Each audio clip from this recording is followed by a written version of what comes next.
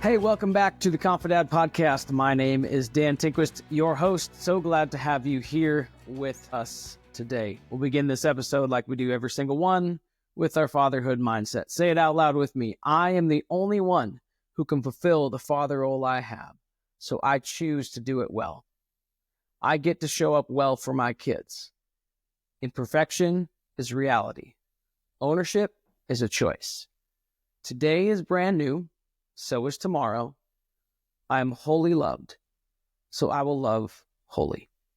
In today's equipping section, we're going to dive deep into the final rule of life that I suggest you set up in your family system.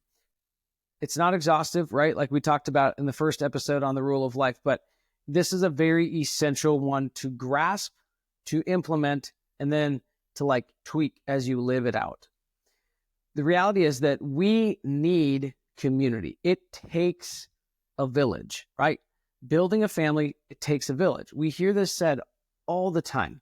And yet I struggle to find strong villages all throughout our community, right? When you think about a village concept, you understand that there's the houses, right, where the village is, and then there's the places that we go to for specific services within the village. A post office, a dental shop, the doctor, the pharmacy, the school, the places of worship, all of those places of interest are included within the village. In my assessment of our current status quo is that we actually outsource almost everything in parenting out to those other places in the village. Those other places are there to supplement parenting, not replace it. We send our kids to church to be spiritually developed. We send them into sports to be developed physically and mental toughness and competition. And oftentimes we feel like every single opportunity is the right opportunity and we can't say no to any opportunity. We send them away for academics to a tutor to make sure that they're taken care of, they're academically strong and robust. And so the idea of outsourcing our job as parents, why is that happening?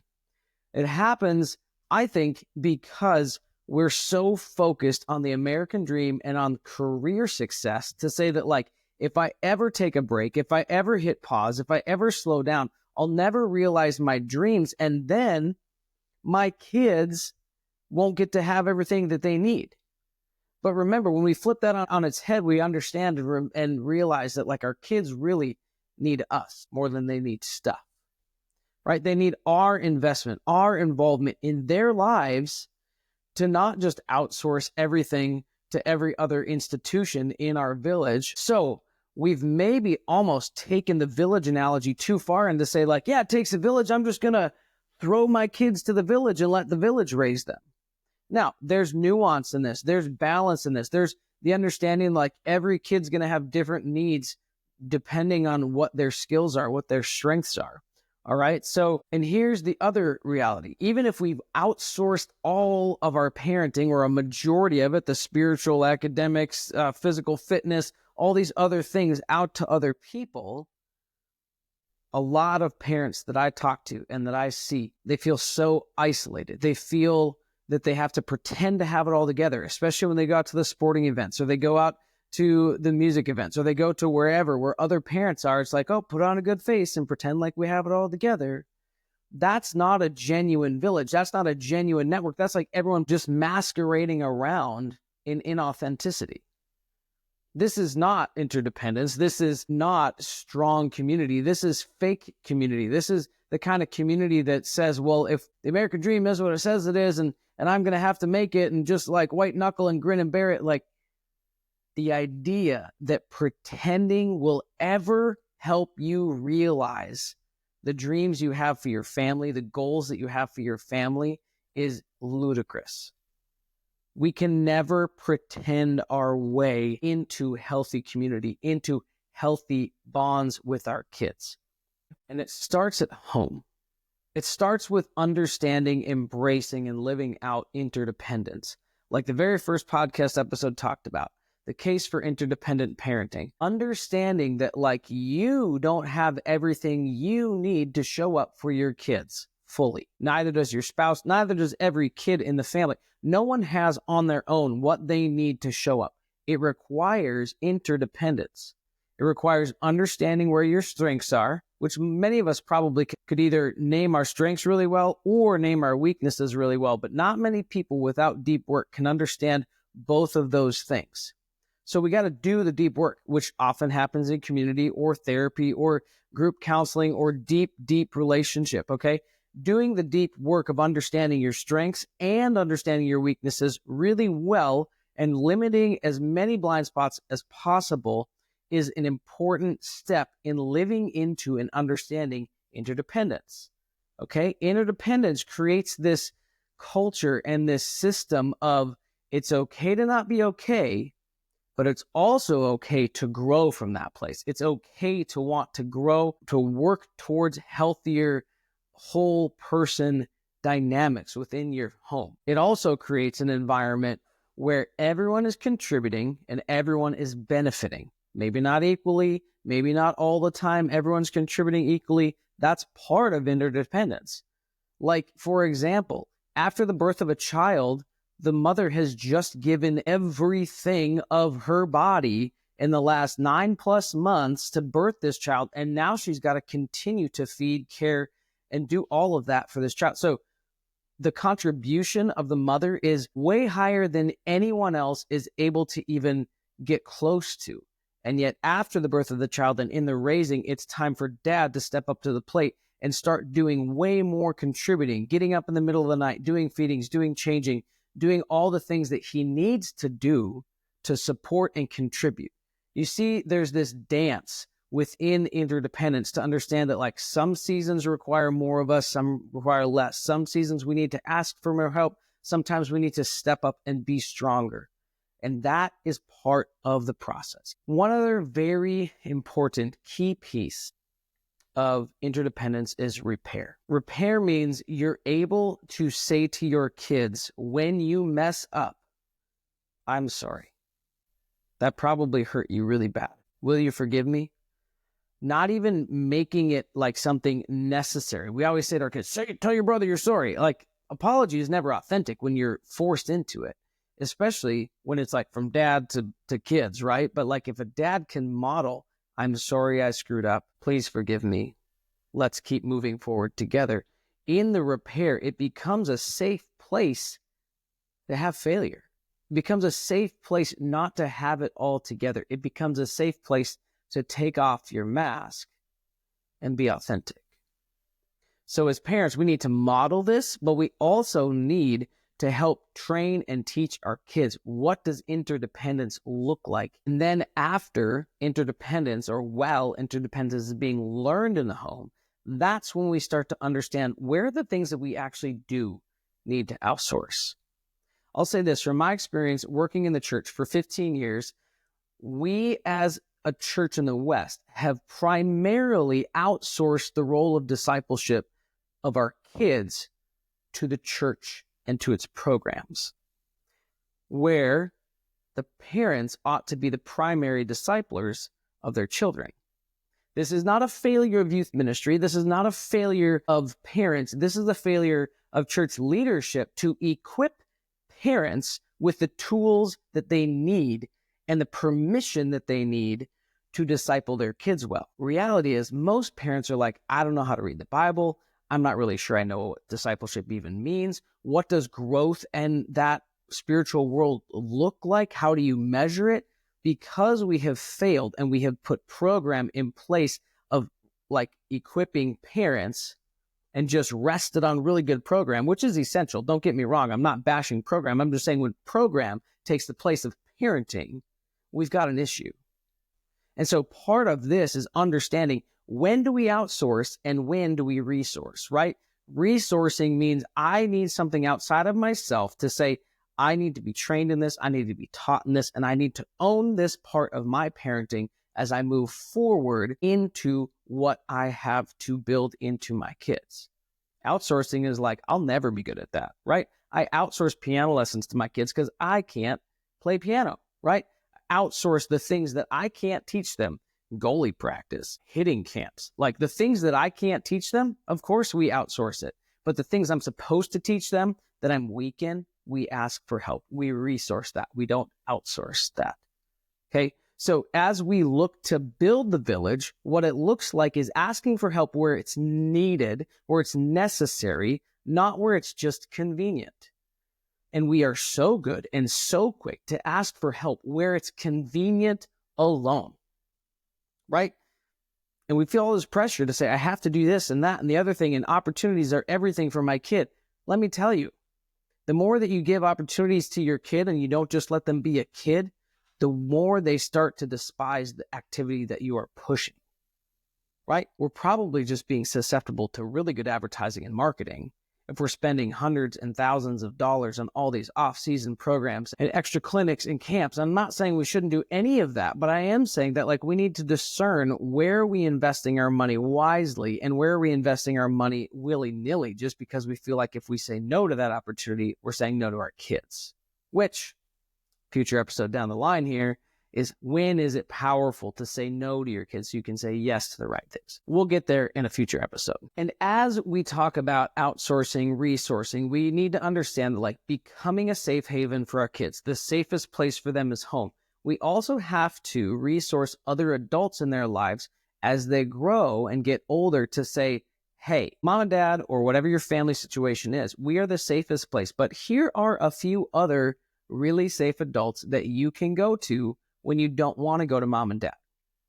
I like to call them the phenomenal five. For each of your kids, pick 5 phenomenal adults that you trust. Maybe their family, maybe their friends, maybe their coworkers or old college buddies or someone that you know has your back and your kid's back. And they will be a resource for your kid because they're aligned with your family values. They will support you and your kid when they have issues that they need to run to them for. And it'll be a really good way of building community and modeling community for your kids to say, it isn't just a parent's job to parent, it's the village's job, right? It's our primary role, but when we need help, when we need to outsource or resource, we look to those phenomenal 5 to say, who are the people in our kids' lives who we can add another bridge to, another connection to another adult that is safe, that's trusted, that's aligned with our vision for our family and our values. And they can be that person for our kids when we cannot be. Hate to say it, but we can't guarantee that we'll even be around tomorrow. So don't assume that mom and dad can be everything for your kids. When you build these phenomenal 5 into your kids' lives, it doesn't just create a safety net for when you're alive, but should you happen to pass away, you have people who already have beautiful, intentional connection with your kids who can help them navigate that loss and life when you're gone. The other piece of looking beyond our own family and into the village is understanding that the more that we develop relationships with community and with our neighbors, the better that this can become, right? Organic community coming together, helping each other where it's needed. Interdependent community, right? Understanding that life is lonely if it's not lived in community. We realized this when we moved back to our hometown after being in Arizona for 4 years. We had a fantastic community down there, had one kid that was born in Arizona. And then when we moved back here, we literally had nobody. A few family, which was good, but then friends and peers our age were really hard to come by. So we decided just to host a pizza night every Friday night and texted a few people that we thought were maybe kind of cool, we could connect with. We texted them, said, hey, show up to our house where we got a pile of pizzas, bring your kids and just show up, right? It was kind of scary. It was kind of awkward. It was a little bit of a bold move, but the idea was that we needed community, not just to survive, but to thrive in our lives. And we decided to do this. And yeah, there were a few people we invited that were yeah, we're not going to invite them back. Not because they're not cool, not because we didn't like them, but because there wasn't good connection. There wasn't good energy. And we realized that if we continue to invest in that relationship out of social obligation instead of future looking vision, we would waste energy in a relationship that we didn't feel was right. Okay, you have to use that. Not everyone's meant to be friends with everybody, but everyone's meant to have friends, right? Community is essential as we raise kids. If you feel lonely, if you feel lost, if you feel alone and deserted in your parenting, let me tell you, you're not alone in that feeling, but also you're not excused from solving that problem.